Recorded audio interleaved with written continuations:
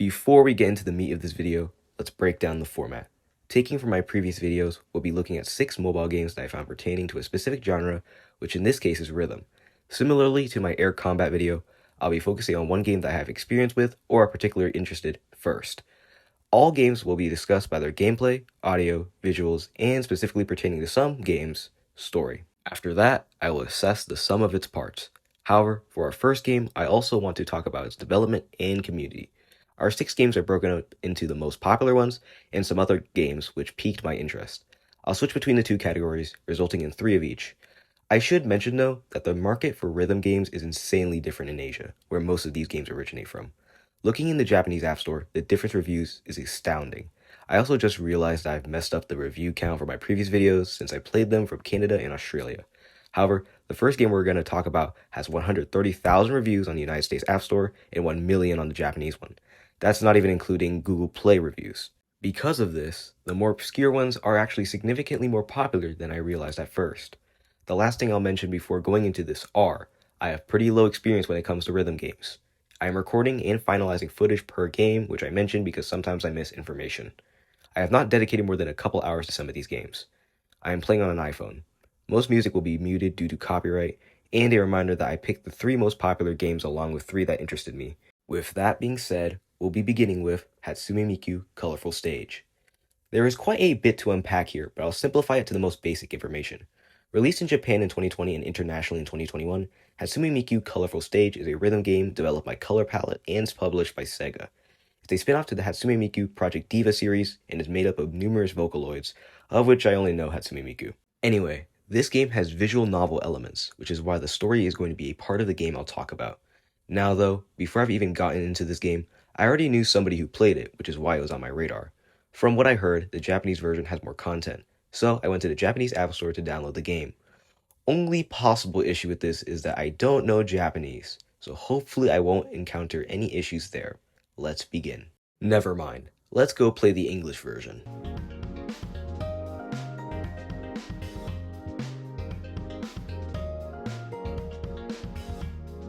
The game starts with Hatsume Miku explaining the setting of the game. Vocaloids in this game are basically gods. They watch over the feelings of musical artists in places between worlds called, let me look this up real quick. Sekai.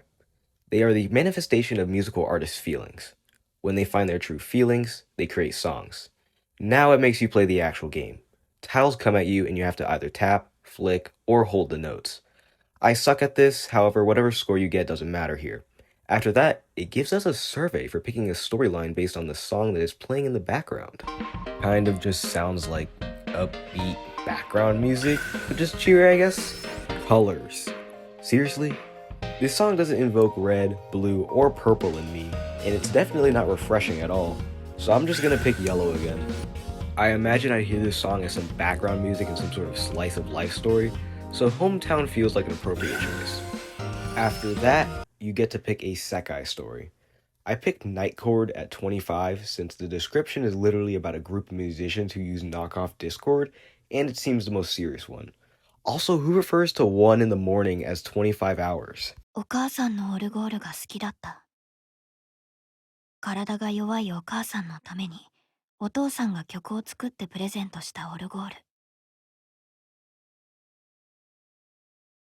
作曲家のお父さんが作る曲は、優しくて、温かくて、いつか私もお父さんみたいな曲を作りたいって思ってた。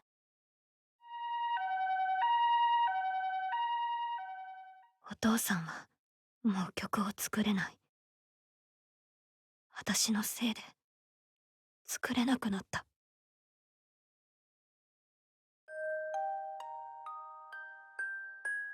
お父さん、私の曲が、お父さんを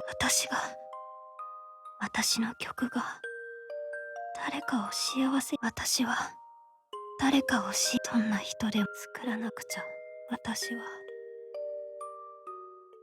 Huh. I guess her mom died from sickness and her dad was a composer who became emotionally unstable afterward. She writes sad songs and for some reason thinks that killed him. So she plans to compose music that makes people happy. モニターが急に光って、何このファイル。あん、な、何？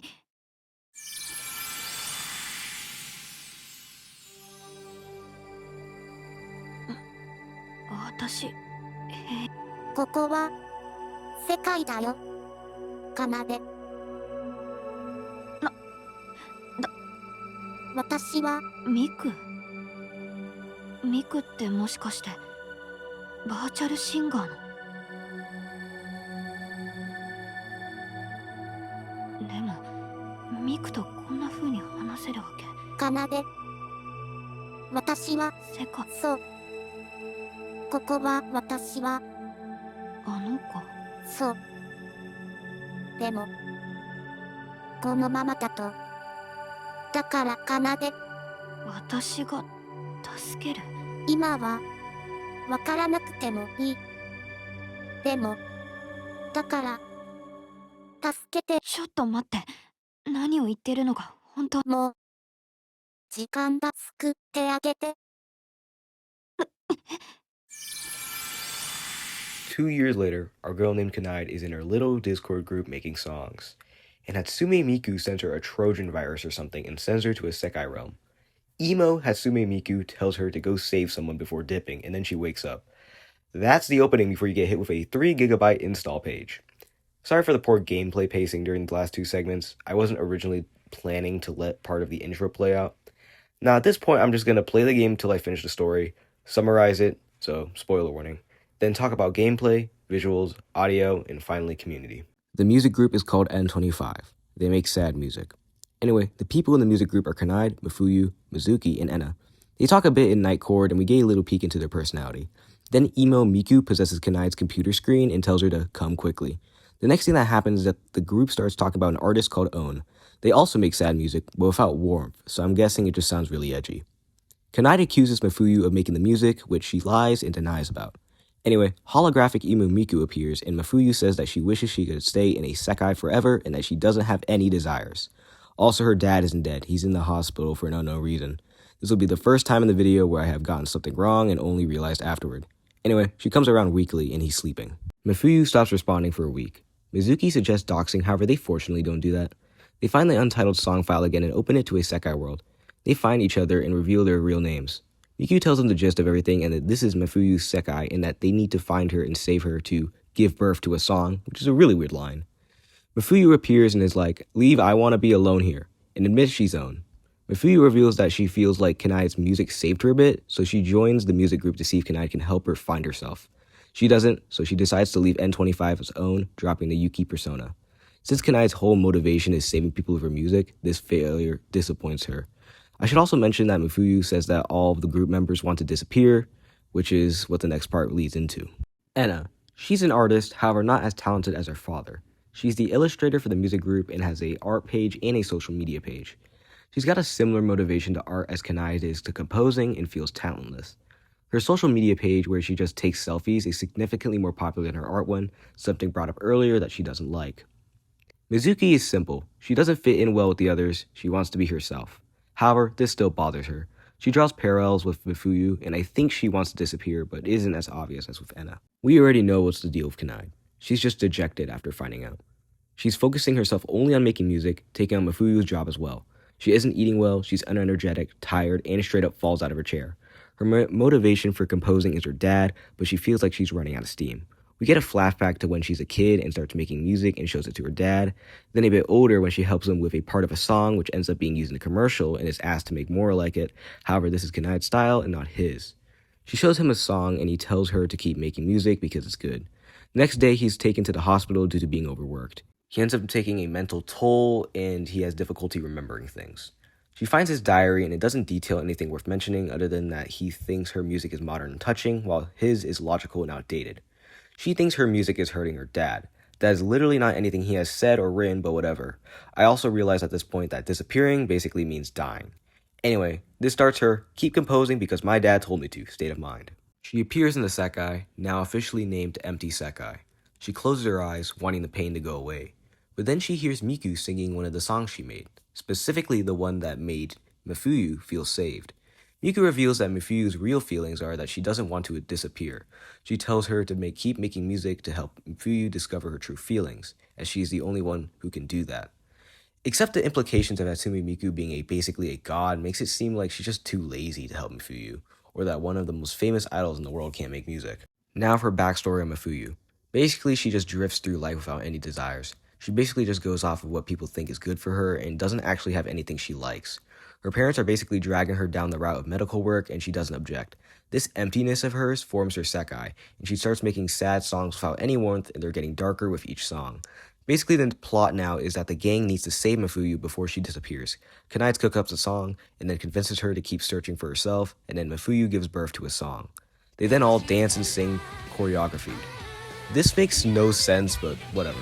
The whole Sekai thing is over. Kanai ends up having failed to save anybody with her song, however promised her dad, while he's sleeping, that she'll keep composing. The story ends with Mifuyu listening to Kanai's song and thanking her for finding her feelings. That's it. The story's decent. It's pretty cut and dry and basic. To be honest, par for the course of what I was expecting.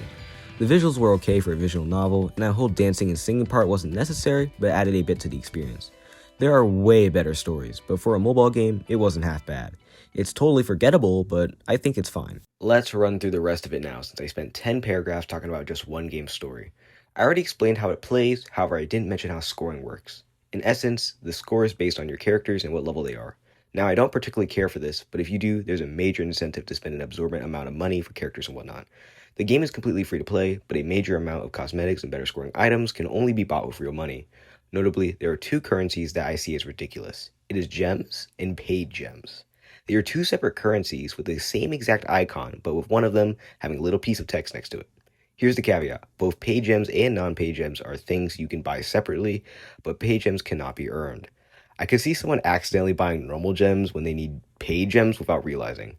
There's also gachas, tons of them. They are pretty much the only way to get variants of characters. Other than that, there are a decent selection of songs in this game, however the Japanese version has way more that are licensed. You get a couple off the bat, but others you get for free by watching ads or by buying it with earnable music cards. Each song has 4 difficulties which range from easy to master.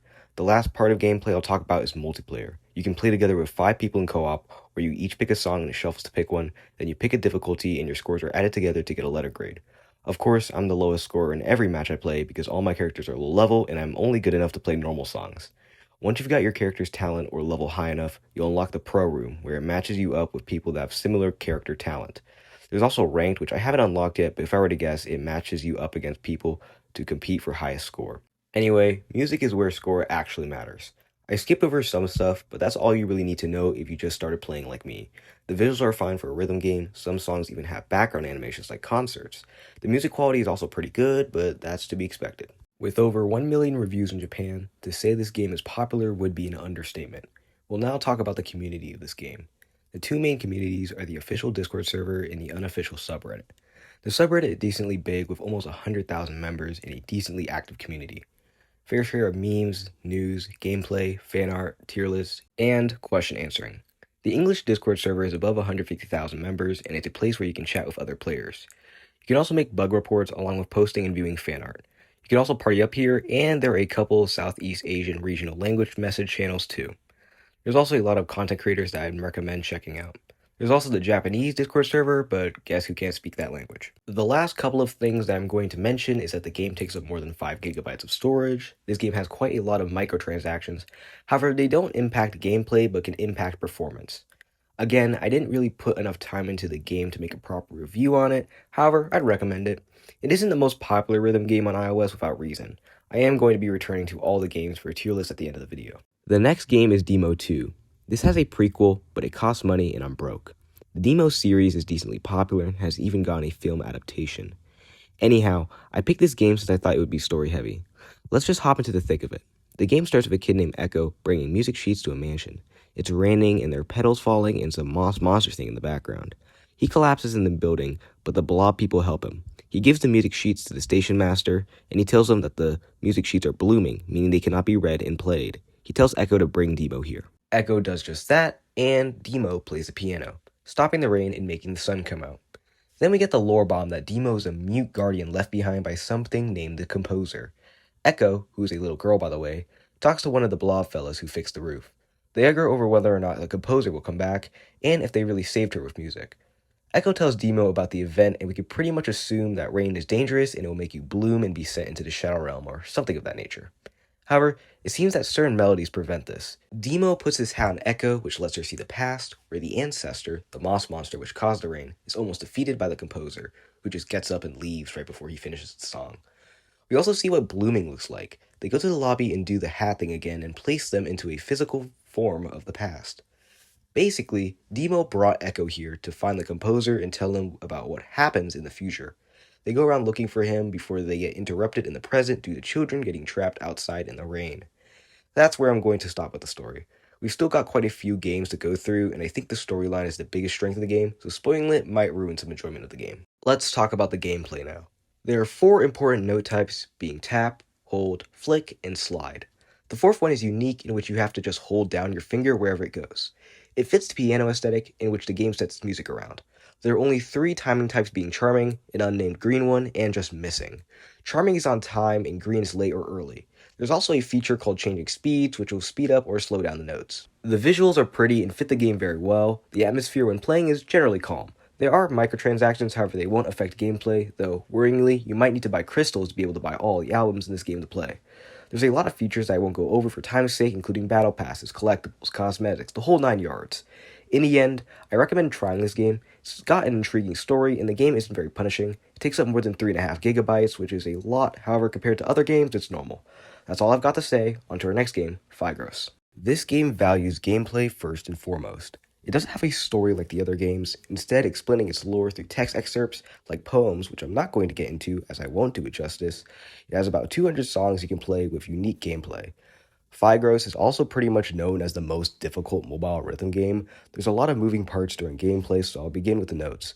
It's the same as the last game, and you can tell what timing rating you got on a note based off the color particles that appear when you hit them.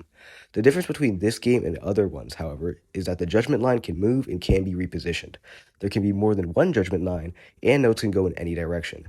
This game has an insane range in difficulty and really earns its infamy. If you want interesting, complex gameplay, this is what you play. There's not much else I can say that you can't just find by looking up the game on YouTube. It's the final frontier of mobile rhythm games, one that speaks for itself. Over Rapid. This game actually had a collaboration with Phygros, so you can play songs from each game, except Over Rapid has them cost money. Actually, there's quite a few song packs locked behind paywalls. However, there is still a decent amount of songs you can play for free. This game's notes and timing rating system are pretty much the same as the one in Project Sekai. However, 2 notes coming at the same time are white and considered simultaneous notes. There are also only 6 lanes, and flicks can only appear in the center lanes. The aesthetics of this game are interesting. It's definitely locking in a certain style that can't be ignored, for better or for worse. I'm not a huge fan of the visual clutter, but it is cool to look at.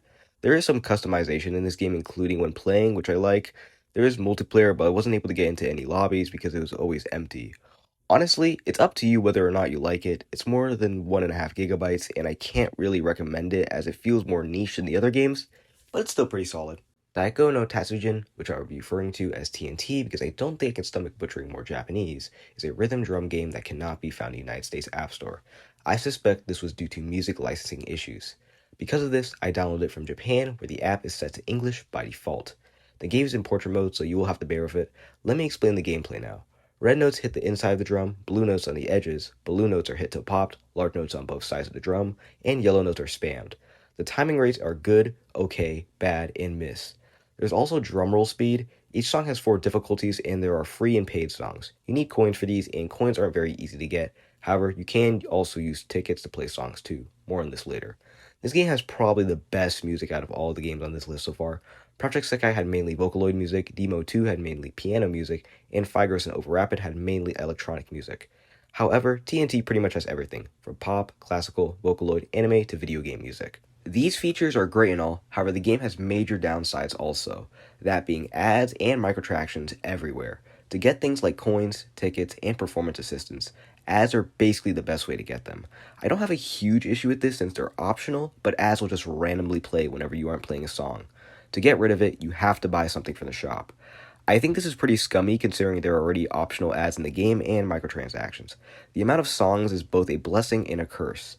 That is because the songs alone are about 5.5 gigabytes, not including the 700 megabytes needed to run the game.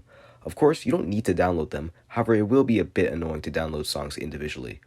Overall, I think this game is pretty good. It is a mixed bag, but I think for most people the upsides reign over the cons it has. On to the next game, Miltham.